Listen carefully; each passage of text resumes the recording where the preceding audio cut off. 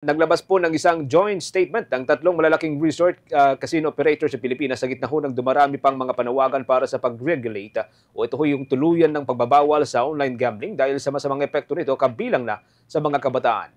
Iginiit ng casino operators na regulated ang kanilang online gaming operations at responsableng pinapangasiwaan ang pagpapalawig pa ng kanilang mga operasyon. Pinagtibay din ng mga ito ang kanilang patuloy na commitment para tumalima sa mga batas at regulasyon at iginiit na nag-ooperate sila ng may pinakamataas na pamantayan at integridad kasama na ho ng transparency. Inayang din ng casino operators na prioridad nila ang ethical business practices at pagtataguyod ng responsableng paglalaro sa ilalim ng mga regulation ng Philippine Amusement and Gaming Corporation. Nanindigan din ng mga ito na mayroon sila ng lahat ng kinakailangang mga lisensya at accreditations mula sa Philippine Amusement Gaming Corporation at striktong pinapatupad ang mga legal requirement para sa gaming operators. Tulad na lamang halimbawa ng pagsunod nila sa anti-money laundering, pagpapatupad ng Know Your Customers Procedure at pagberipika sa mga naglalaro sa loob ng 72 oras mula ng magrehistro na maggagarantiya niya sa integridad ng kanilang mga operasyon at pagprotekta sa mga naglalaro.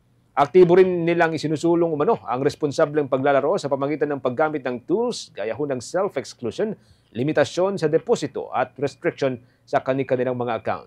Istrikto din anyang ipinagbabawal ang pag-access ng mga menor de edad sa kanilang platform at inaalok ng resources sa mga individual na nangangailangan ng tulong sa mga issue sa pagsusugal at iba pa.